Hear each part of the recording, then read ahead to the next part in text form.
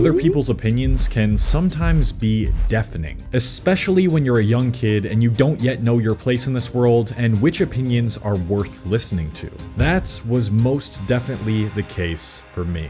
It was 2013 and I was 16 years old. Winter break was right around the corner. I was tucked under my favorite red knitted blanket that I would use during the winter months whenever I was chilling in my living room and I had my laptop on my thighs. I had just started a brand new account on RuneScape because they decided to release the old version of the game that I had played when I was little. As I was grinding my levels so I could meet the requirements to do the Dragon Slayer quest, I checked my phone for the time. It was 8 p.m. and I had to start getting ready. As I closed my laptop and put on my best fitting crewneck sweater and dress pants, I started to change my outwardly appearance. But what I was changing wasn't just my clothes, it was how I presented myself as well. I was headed to a get-together at this girl's house that I had a crush on since middle school and I really didn't want to embarrass myself. Of course, it's common to act a little differently based on the types of people you're around, but I wasn't about to unintentionally be acting different. I was intentionally trying to suppress parts of me that brought me a lot of joy and fulfillment because I desperately did not want to be ignored or disliked. Any talk of an online multiplayer RPG game from 2007 where you point and click at monsters had to be thrown out the window for this brief period of time that I'd be surrounded by spiked punch, perfume, and press-on nails. I mentally prepared myself for the types of conversations I'd be having and the potential responses I could say to them without coming off as weird. And I started to trek over to her house, which was within walking distance from my street. After an hour of some mild small talk and a few drinks, one of the girls suggested that we play a game called Flip Cup. There were 2 teams and each person on the team would try to drink what was in the cup as fast as possible, then flip the cup over using the side of the table. And the first team to flip all their cups would win. I was placed in the most important position, the anchor, and my team of both boys and girls were hounding me, saying stuff like, "Don't mess this up, man, we're counting on you." As the countdown ended and the drinks started flipping, our team was destroying the competition, and we were several cups ahead.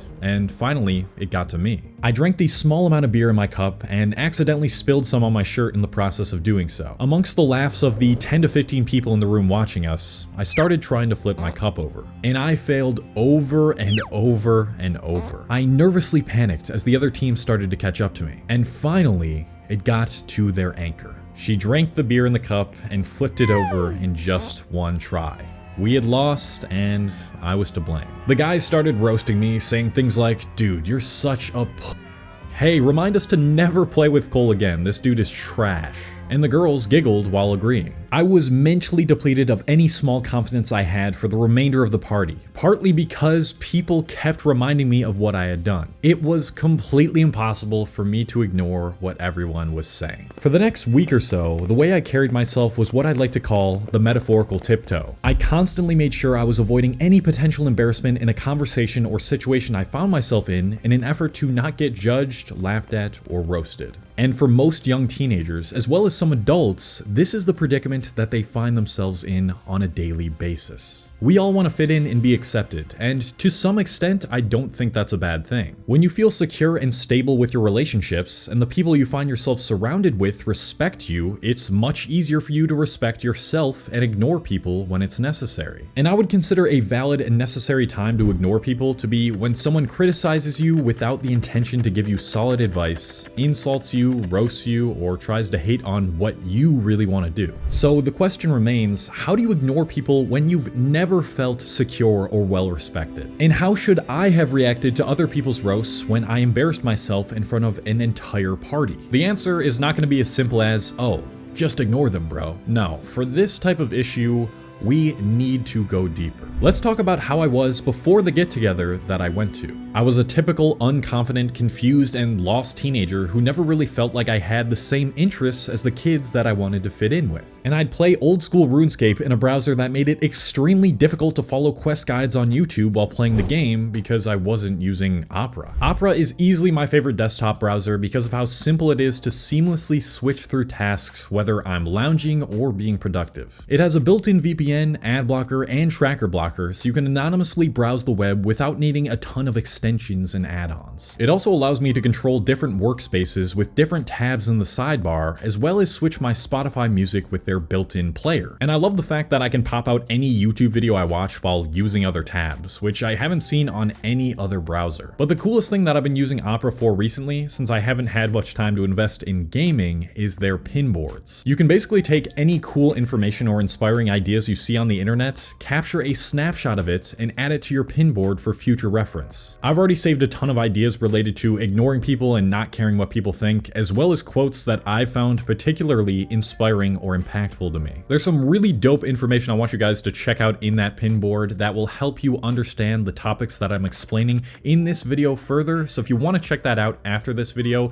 then the link will be in my description. So if we take a look at all the elements of my character before the party, it screamed, my main objective is to feel wanted and accepted. When I really looked back on how I was when I was young, the direction I decided to go and who I decided to be, I realized it was all based on how others would perceive me. Before any social gathering or something similar, I would ask myself, what do I need to do in order to be liked by other people? How can I gain respect from other people? And what do I need to avoid to make that happen? When you analyze each of these sentences, each of them has to do with one thing: validation from others. Because I found it to be an absolute necessity to get validation from others, this was the main focus in my mind. You see, our mind has these layers of priorities that have been created by two things: our conditioning over the past however many years we've been alive, and what we actively choose to focus on. And usually it's the conditioning from the past that guides our active choices. For example, let's say you often felt neglected during the first few years of your life. When we first spawn into this world, the way in which we connect to our bodies and how much we should care about other people's opinions is through how we are cared for.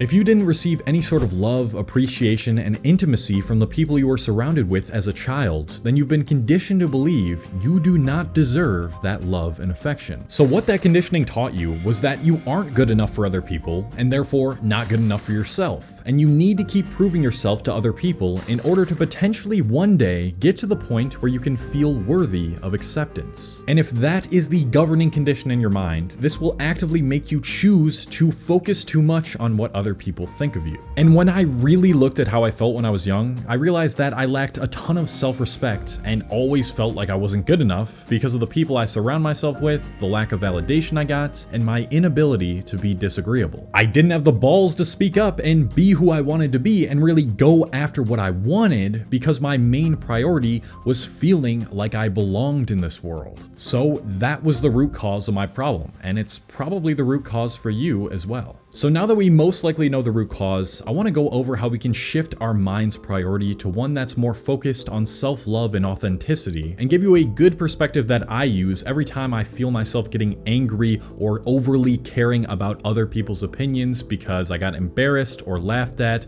or I didn't agree with what someone said. So in order to shift this mind priority, and this is what I really should have been doing before the party, is to practice one of the hardest practices to do, which is radical self-acceptance. When you've been neglected or misunderstood practically your whole life, this might seem impossible, but you need to remember this. No one can make you feel bad about yourself without your permission. Every time you start to feel respect for yourself slipping away and other people's opinions grow louder and louder in your head, I want you to read this next paragraph to yourself. What I am experiencing right now is a conditioned response created by an unhealthy upbringing or environment. My need for acceptance only comes from the fact that I have felt invisible for the greater portion of my life. I am completely worthy of being loved and accepted as I am right now, even if my interests and hobbies don't match up with the status quo. I only felt like I didn't have the capability to not need validation because I was taught from a young age that I needed to fit in, gain respect from everyone, and be liked by everyone. And it also came from the more animalistic parts of my brain that are focused on survival, because it was important that we as humans fit in order to survive when we were cavemen. But that programming is outdated. I don't need to feel wanted and liked by everyone, and if I try to be liked by everyone, I will actually be liked by no one. I care about and respect myself as I am right now, whatever anyone else has to say about it. And I expect to be ridiculed for standing out, because when I stand out or am different, other people who are also afraid to stand out will see that as a threat. When someone disrespects me or insults me, it almost never has anything to do with what I did, and it has everything to do with how they feel about themselves and what they think is cool or not. We're all fundamentally broken, but I choose to accept accept and love the parts of myself that may not be as favorable to others, even if that means I won't be accepted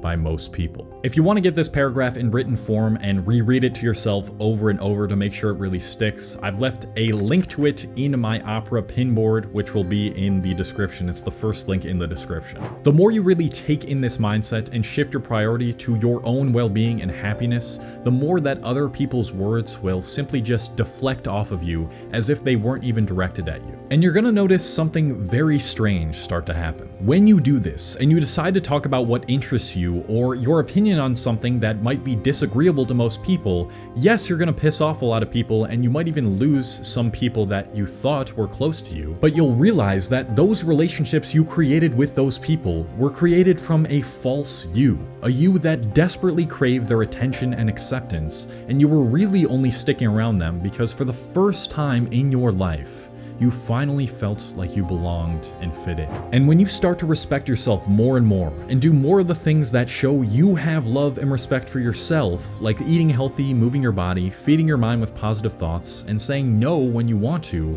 you'll realize that those types of relationships where people just step all over you and sometimes show you kindness just so you stick around and they can use you more, weren't really what you wanted anyways. You might even find that those people start trying to fight for your respect as well, and because you're no longer affected by their criticism, they start to criticize you less and less. You don't dislike parts of yourself because you actually dislike parts of yourself. You dislike parts of yourself because other people dislike those parts of yourself, or they told you you should dislike those parts of yourself. Now, I want to explain the most impactful perspective shift that I use every time I start to feel my mind priority change to needing validation or to always needing to be right. After 5 years of uploading YouTube videos and getting every single criticism and insult you can think of, I finally came to understand this perspective. Since we were all born, each of us went through a different journey. Despite growing up in an overall similar society, each one of us was instilled with a set of rules and beliefs to follow that told us how to view the world and what was real, fake, right, and wrong.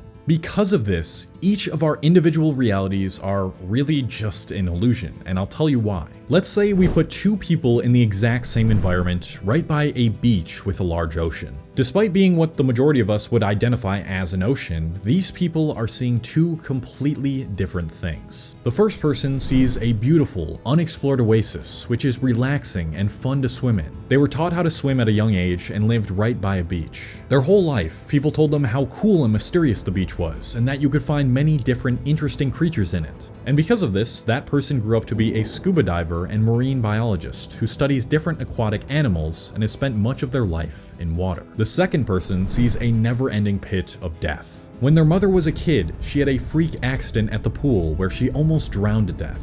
And so she told this person that any body of water taller than them, especially the ocean, is dangerous, will kill you, and should be kept away from at all times. So when this person even sets foot on a beach, they can start to feel their body shake and their fear instincts kick in. The first person sees the beach as their happy space and a source of relaxation. And the second one sees an all-engulfing, oxygen-deprived wetland waiting to destroy their life. If someone was to ask me which one of these realities were more accurate, I'd say neither, because much of reality is left up to one's own interpretation of what they see, based on their morals, beliefs, and ideals. And in that way, reality is just an illusion that we all create individually. That means that no matter how much you try to fit in, or explain something as perfectly as possible, or try to form an argument that has zero holes, someone is going to disagree with you, not like what you say, make fun of you, and think you are wrong.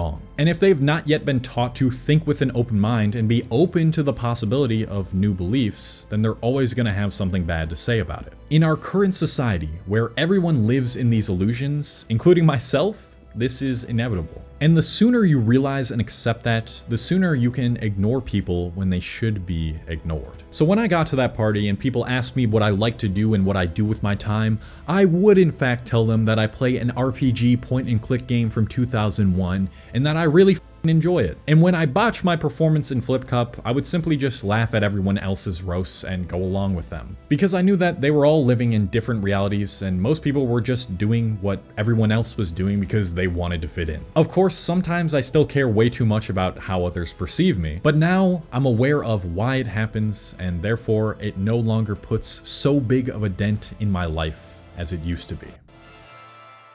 Thank you very much to all the patrons on this channel on Patreon. If you don't know what this is, it's a platform separate from YouTube where I'm putting out exclusive content, and you can also talk to me one-on-one over the phone on there. Link in the description to that. If you're starting your journey of trying to not care so much about what other people think when it's appropriate, then check out this video next. And that's it. Yeah, I hope you guys enjoyed the video. Love ya. Peace.